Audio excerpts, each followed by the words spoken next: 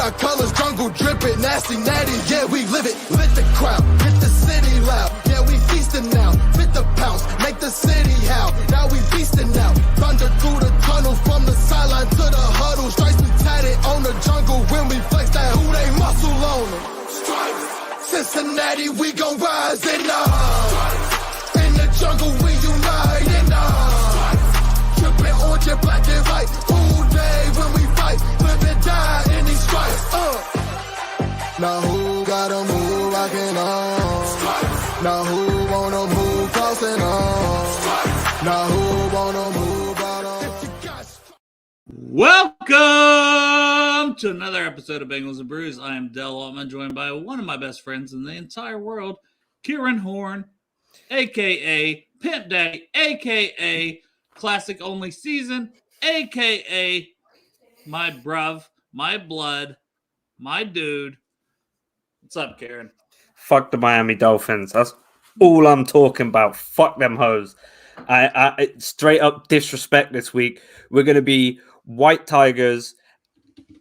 We're just going to fucking bomb on them. I don't want to hear no more about this little midget looking dude, fucking Tyreek Hill. Don't want to hear about some bullshit left-handed quarterback who ain't even left-handed. Dead team. Team. That's a great way to start the show. Fuck them. That's the show. We'll talk to you next week. No, that's like the thing, though. Like, obviously, there's a lot of storylines around this game. Obviously, the Dolphins just committing extreme negligence by letting Tua go back out there after what seemed like a pretty fucking hefty concussion. Tyreek Hill, like I said, dude's a thumb on legs. Just little dickhead, gummy bear looking freak. Fucking hate that geezer. Tremaine Edmonds, pretty fucking good. Edmonds, whatever his name is, fucking running back. The defense is... Chase Edmonds. Chase Edmonds, that's the one. Defense, very, very average. The story is that we're missing DJ Reader, but let's be honest, that offensive line is made out of the same material Ritz make their crackers from. I don't want to hear nothing about it. Hendrickson's going to be eating. Hubbard's going to be eating. Gunter, all of these man going to be eating. Logan Wilson, he's going to be so full after the game, he's going to have to catch a nap in the fucking locker rooms. Don't want to hear about none of this Miami Dolphins talk, yak bullshit. Fuck the Dolphins. Fuck all of them. And fuck that dumb little hoe who was running around the stadium talking about, enjoy the flight home to the Bills fans. Fuck that hoe. I hope he gets put to fucking sleep this week. Yeah, I was really hoping Chef Bills fan guy would have just laid him out. Like, you could tell. You could see it in his eyes. He wanted to. He's like... He was talking reckless. He was entirely too comfortable talking shit to people. And that's the people those are like, don't get in fights at games. Don't be those guys. But please don't be that guy that's just being a belligerent a-hole, looking for some trouble for what? Clicks? Well, that phone buddy could have got shoved straight up your candy ass really quickly during that situation. Well, if he come walk up to me at a Bengals game talking all that shit, I'd slap the phone out of his hand and I'd slap the fucking dog shit facial hair off his face. Yeah. Talk to me like and that. He would deserve it. That's the thing. He would deserve it. Like, that's the thing. I don't promote violence, but man, sometimes if you're going to be like that, just bumping into people, being belligerent, like, you're going to get it. Karma going to get him. Karma going to get him. If people are talking like that to me, I will promote violence all day. I will give you a 2-minute Raid Shadow Legends ad read of violence for people like that. Fuck them. That's some bullshit. Entirely too comfortable speaking to other grown men like that. That's just, can't deal with that. Well, Karen's basically my co-host because Derek, he likes to hop in on the chat. I'm training a new guy. I have to remember. What? Let's rewatch. Remember Wear White. Okay, I got you. We're doing the white party. Everyone's rocking. I'm going to rock up in a linen suit. I don't even have tickets for the game. I'm going to rock up in a linen pantsuit and just straight baller. I'm not doing none of that. White jersey time. My big old butt is not even wearing white pants. Like, I'm going to have some jeans on. I'm going to have a jersey. I may wear a white hat. That's all you get, people. You just imagine me in all white. I'd have just rocked up in my LSU jersey. That's just way I travel to every LSU game is the straight up Burrow Senior Day jersey. I give 0 fucks that they're in, like, you know what I'm saying? That I ain't got a Bengals jersey on. I would just rock up in an LSU jersey all day. So George here said you couldn't slap yourself. Wait, George is my boy as well. George is one of my best friends. He had to talk shit. I respect it. Well, that's why I put it up. I figured that, that was... George is still upset that the cashier thought he was too young to buy Red Bull earlier. Oh, you can't even buy a Red Bull, George? You got the rest of that. Oh, no.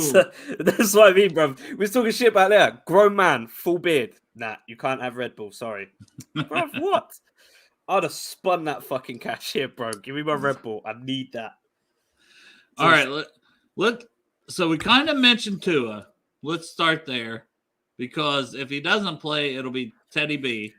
The comments coming out of Miami and their press conferences are conflicting. They're like, not a concussion. He's not in concussion protocol.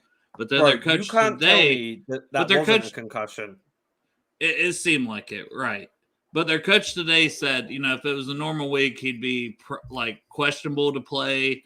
They don't know, whatever. And this is a short week. So to me, that's almost trending like, oh, maybe we just won't play him. But at the same point in time, I have no idea. It's a big matchup. They're 3-0. I seriously wonder if when they took him to have a look at him, Tua did the classic player things like, yeah, no, I'm fine. And the team stupidly was like, oh, yeah, he's fine. Let him back out there. When if you can't even stand up properly without going jelly legs and almost falling over again, you know what I'm saying? Like at that point, you got to, it's week 3, bro. Just be in your head like, bro, we have got 17 game season and I'm going to let my quarterback brain get turned to jelly in week 3 just because I want to put up a couple extra points. Right. Stupid.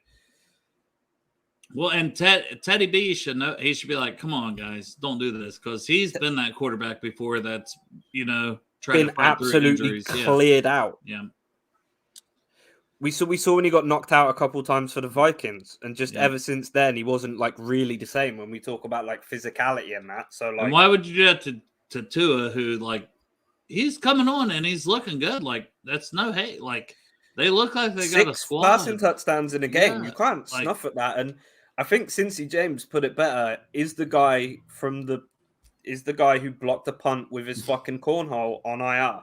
I was going to put it up too, Karen. That thing was probably more painful than my ring after the fucking one chip challenge. I was looking like I was looking like Frodo the way I destroyed my ring. It was absolute insanity. That butthole was done for, boys.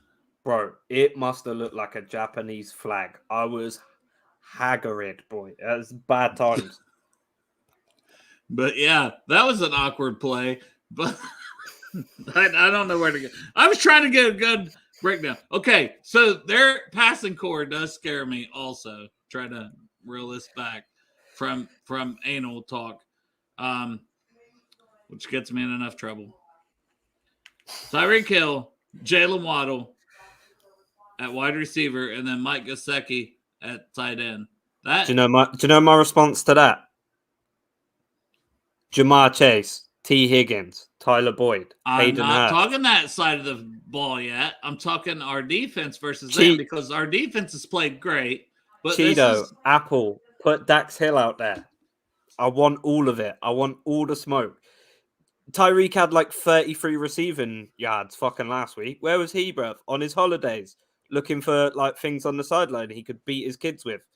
Dead guy. I don't want to hear. We're going to shut him down. We'll keep him under 50. That's all I'm talking about. I think he was too busy worried about his post-game press conference of like, oh, who we playing? And then like, oh, Eli App, that looked like he was ready for that all week. Like, come on, bro. He rehearsed that in the mirror 50 fucking times. He had the timing down so well. Yeah. He had yeah. Oh, it was a good promo. The thing is, as well, we've had to listen to Tyreek Hill all off season talk about Tua's better than Patrick and all this like fucking mega copium bullshit. But like, if we look at it, like Tua isn't like an elite passer like some of these other guys. Like, yeah, he's looked great to start the season, but look at Tyreek Hill. Even when he was at the Chiefs the previous year, he wasn't the deep ball guy. He was the guy you got into space in the middle of the field and he makes shit happen. He had I would give Tyreek his credit. He's a hell of a receiver. Oh, hell of a receiver. But that doesn't change the fact that he wasn't used in deep ball situations for his last year in Kansas City. He was just a middle of the field guy, create space sort of thing. So as long as we can keep guys over the top and just try and contain him, I think we'll be perfectly fine. I want Logan Wilson to hit stick the fuck out of him. Yeah. Greg said play all three safeties. Okay. I think Dax could get some more looks, but I think the key there is with the third guy I mentioned, the tight end, Gesicki. I think that'll be Trey Flowers' matchup like it was with Kelsey and all these people last year. When it came to a big tight end matchup, that was the guy you're putting out there. I mean, he's like 6'3" corner / kind of safety role. You can move him around. So if you're putting Dax at, one of those spots, why not put the guy who is about 3 or 4 inches taller than Dax Hill?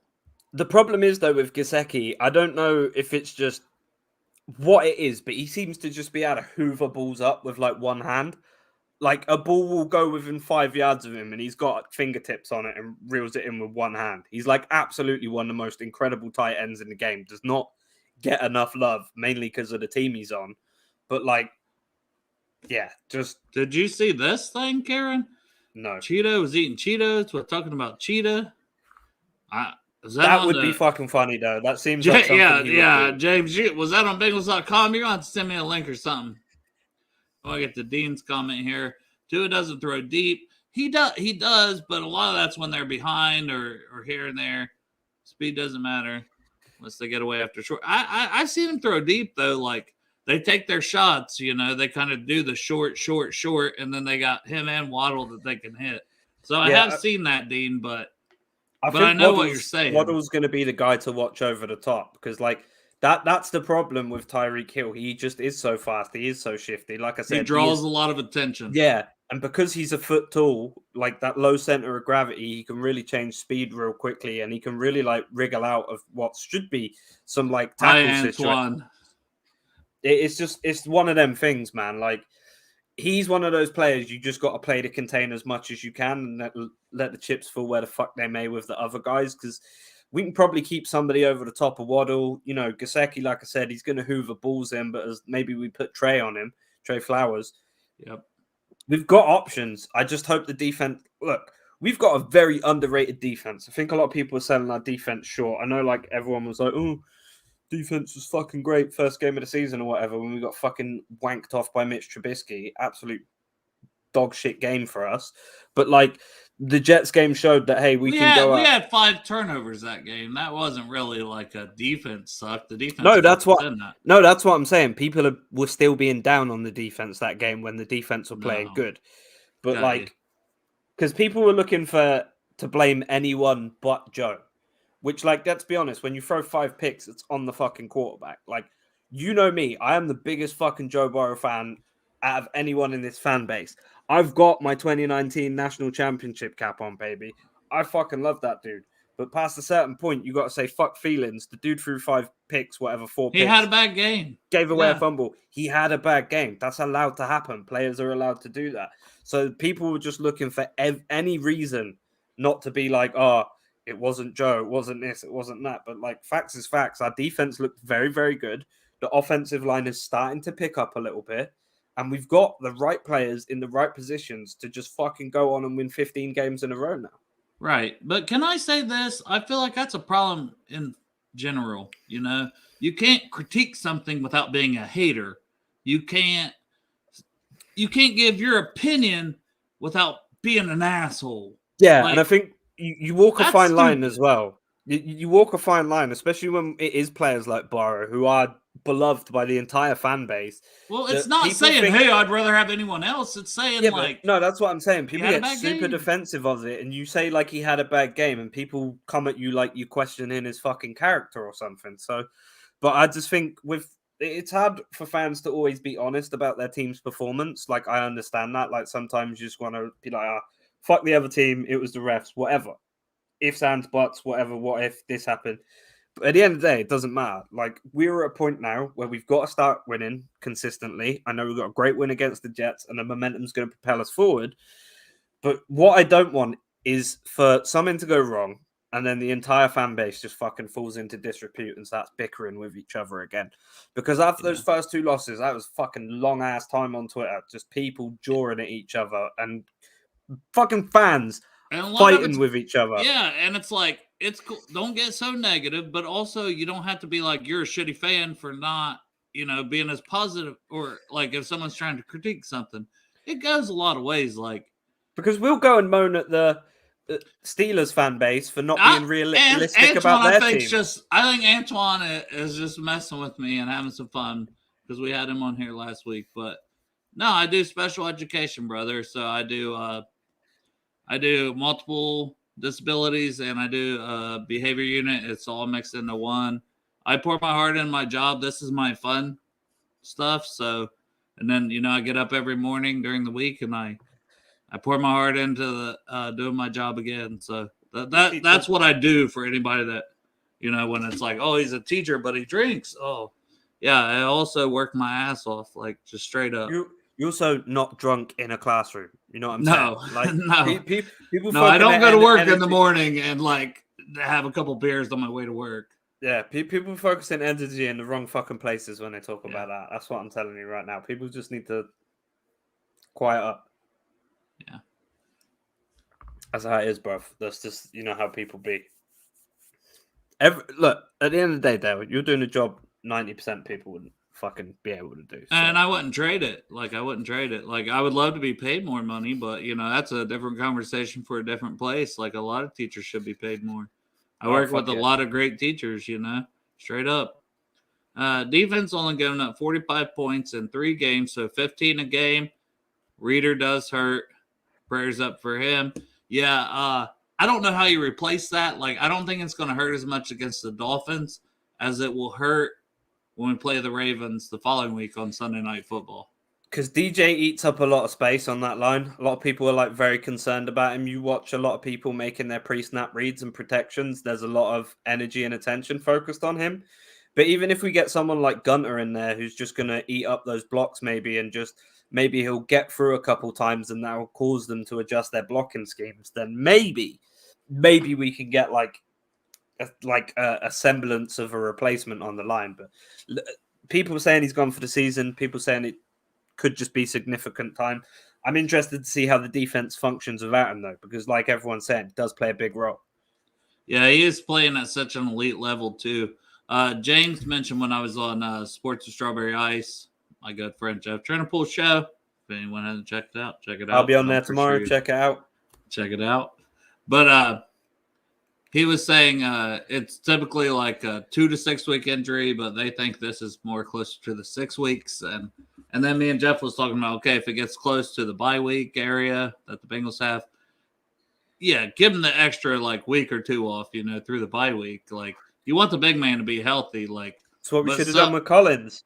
Let him get healthy before he came back.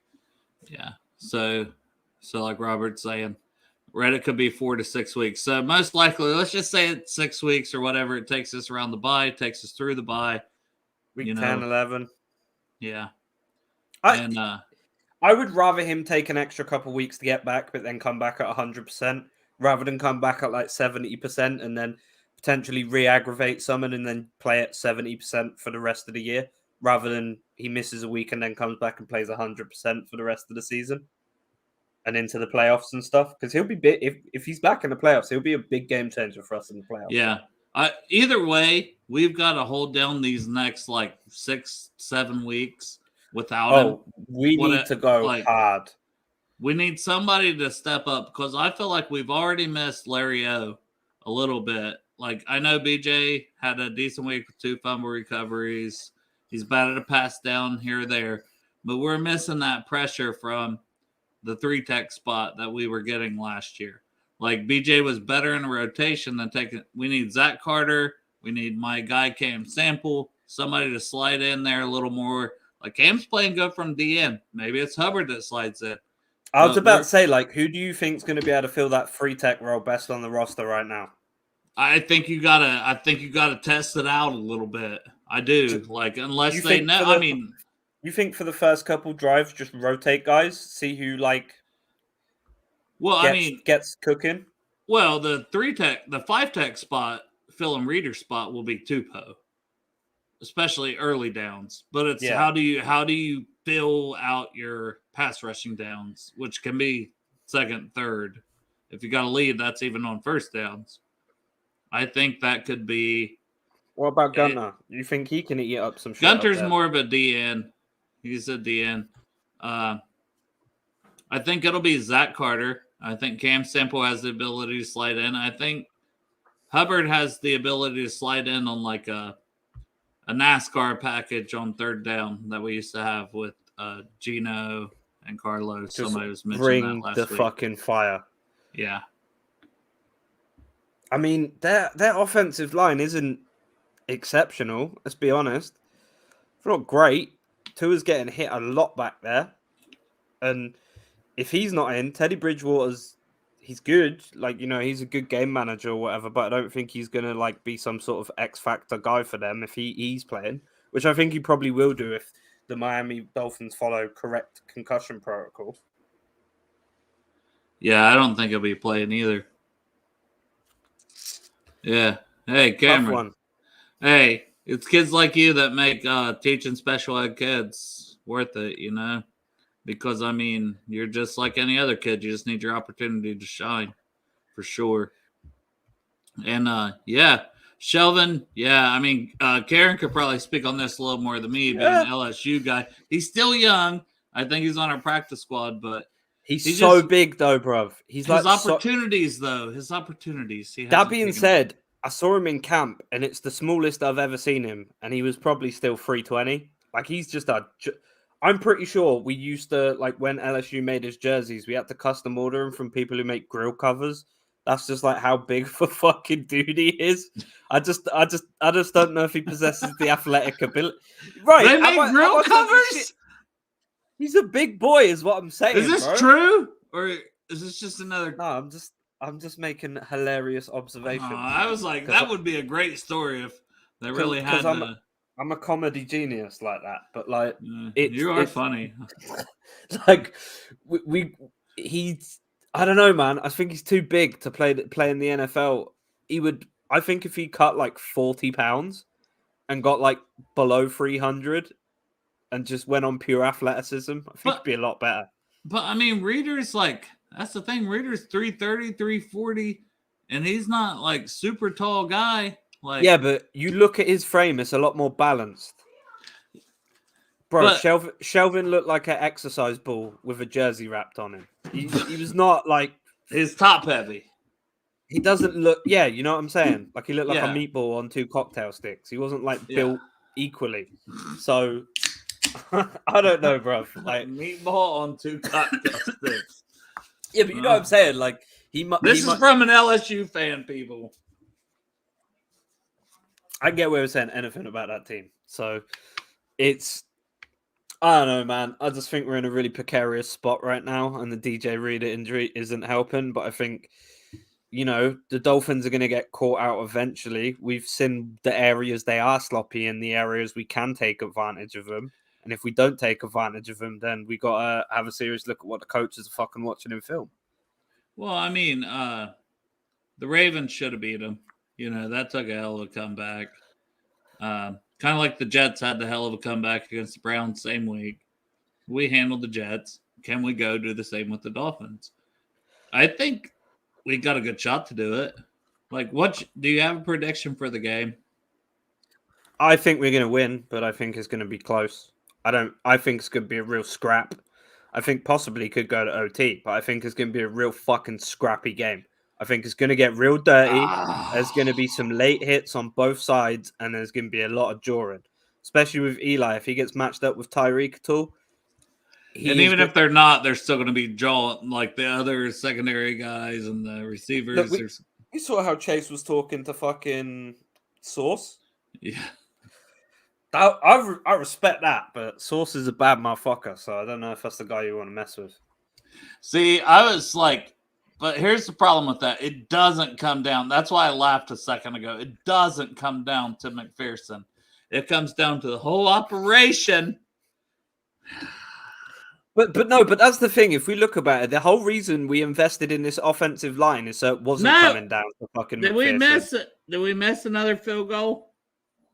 Hey, we got that dude in there now who kind of looks like Cooper Kupp or fucking Mo Shroot. You know, beard, no mustache guy. He's all right. The cow automitis? Yeah. But I heard it wasn't a great snap on the one. And you look at dude's name, bro. Like he's named like a fucking superhero in some fucking like DC comic, bro. Yeah, but Clark Harris is a real life hero, aka my best friend, Karen. You just like him because he's got a handlebar mustache and long hair. Let's be real. He's an incredible guy. He's a nice guy as well. I didn't realize how fucking big he was. Yeah, he's like 6'5". Yeah, he was a tight end at Rutgers, like getting like 700-800 receiving yards and like 5 tutties in college. You know, he came in the league. He got drafted as a tight end. Like, he's a big boy. He's got a bit of Dan Campbell about him. I like that. All right, so Greg said the snap was bad. Thank you. And yes, Fiji, we do miss 46.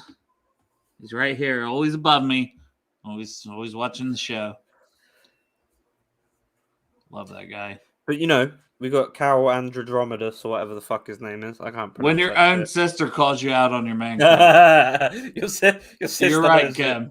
You're right. I have a man crush on Clark Harris. I know you kiss that jersey on your wall every night before you go to sleep. I don't, but I should. That's a good idea. that's the good luck charm now. Dale's got to go kiss the Clark Harris before every field goal. Well, I don't know what to do, you know? Like, you think he comes back next year? Yeah. Hell yeah. Because there's not Cincinnati, it'll be somewhere else. He's not going out like that. Couple guys on our special teams. I'm not sure if they're, you know, ready to come back next year. Like everybody say hi to my mom. Hi, Dale's mom. She hasn't been doing real great lately. She's been struggling, but she is a fantastic woman, and I love her with all my heart. And you know, you'll see Dad again soon, Mom. I love you. I love you. We love you, Mom. But yeah. What we got to do, do you think Huber and like obviously you said you think Clark's there next year. Do you think Huber's there next year? No. Because I could see him drafting. I could see them drafting a punter though, because like the way they haven't trusted Drew Chrisman for 2 years. If there's a guy that they kind of like, I could see them drafting. I'm just telling you. I'm so happy we didn't go after that fucking guy the Bills got, Matt Araiza. Yeah, and the thing was, people was just. Here's the thing, and this is how easy it is to fool people in the media now. You could be a punter who just has a big leg, but you can't directional punt. And let's be honest, in the NFL, you need to be able to directional punt. That's what Huber is really, really good at. He might not have the biggest bombs, but the accuracy on it is very, very important. The way he turns the ball over. But that's how you can fool the media. You put a shooter sleeve on, you flex a couple times, retweet something from Barstool Sports, people think you're a fucking genius. When in actual fact, you couldn't do half the shit you should be able to do as a punter. But I still think we should fucking just, you know, go to the Steelers, give them, I don't know, a 7th round pick and take Presley Harvin off their hands. That's a big boy I want kicking the ball for us. But they're not going to give him up, though. They don't have another punter in the pipeline. Fuck it, give him a first rounder. We don't need to draft any more talent. Stop it. No, Hubert's definitely here for the season. Christmas still on the practice squad. He could get called up at some point, but I just feel like at some point they're going to want somebody with a bigger leg consistently. Huber will drop a pin here and there. Chrisman has the same problem as like a lot of young punters. When I saw him at camp, absolute bombs. Don't get me wrong; he's got great bombs, turning the ball over, all good. But the accuracy is shot. Like he can't put the ball where the team wants him to put the ball. Like fucking Kevin Huber wanted to. He could put the ball out of bounds every single kick. He's very, very accurate with the ball, which I really like. I think that's a big advantage to him over almost anyone else right now. And he knows the system. He's got very, very good rapport with the guys. Obviously now working with a new long snapper. Yeah, man. I think I'm going to keep this one a little short, but could you fire him up for me? What do we... Wait, do I need to do an accent this time?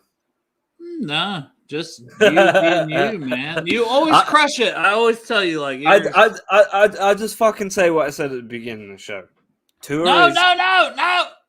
You're going to let me run the graphic. All right. And then get us hype, Get us hype. You've got 47 seconds to get ready to get us hype for Thursday Night Football. White Tiger game. Come on, Kieran. Let me tell you something you already know. The world ain't all sunshine and rainbows. It's a very mean and nasty place, and I don't care how tough you are, it will beat you to your knees and keep you there permanently if you let it. You, me, or nobody is gonna hit as hard as life. But it ain't about how hard you hit. It's about how hard you can get hit and keep moving forward. How much you can take and keep moving forward. That's how winning is done. Now, if you know what you're worth, then go out and get what you're worth. But you gotta be willing to take the hit. You know where you are. This is what I'm going to talk to you about this week and fire them up. Let's be honest, bruv. This is a pack of dumb dolphins who are so fucking stupid they keep getting trapped and ending up at fucking SeaWorld against a group of apex fucking predators. Bengals, white tigers, Siberian tigers, whatever the fuck you want to call it. We're going up against a stupid group of fucking mammals who get captured in SeaWorld every fucking week and can't even breathe even though they live underwater. Stupid fucking porpoise asses having bullshit. We got Tyreek Hill, like I said already. Looks like a fucking thumb at Spy Kids. You know those fucking dickheads running around in pajamas. He's a dickhead. Tua writes with his right hand, throws with his left because he's fucking clapped. Everyone on that team is fucking done for. I am telling you right now.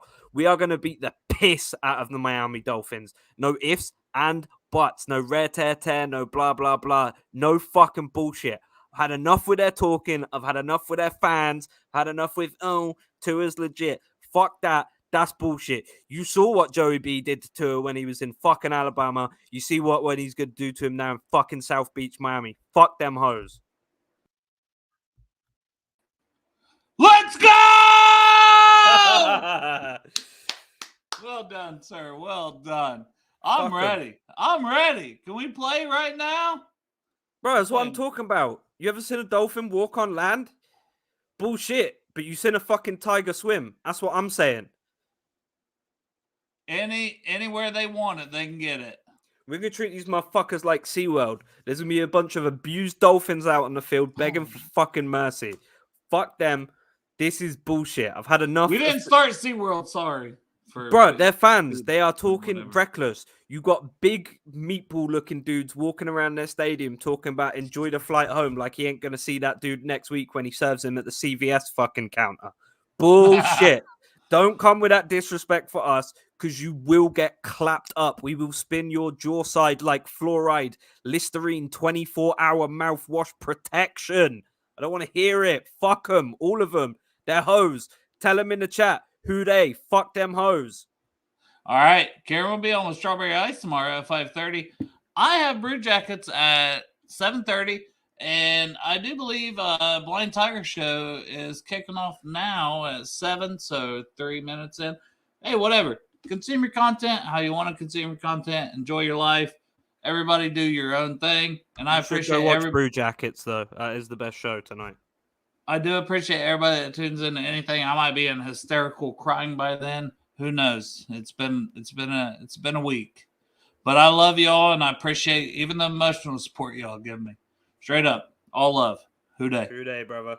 Get it, Cincinnati, jungle fitted. Who they in our house, we win it. Orange and black and white, we build it. Earned our stripes, you know we kill it. Bleed our colors, jungle dripping. Nasty, natty, yeah, we live it. Lit the crowd, hit the city loud. Yeah, we feasting now. Fit the pounce, make the city howl. Now we feasting now. Thunder through the tunnel, from the sideline to the huddle. Stripes we tatted on the jungle when we flex that who they muscle on them. Stripes, Cincinnati, we gon' rise in the jungle. it black and white. Who day when we fight, live and die in these stripes. Now who got 'em, who rockin' on? Now who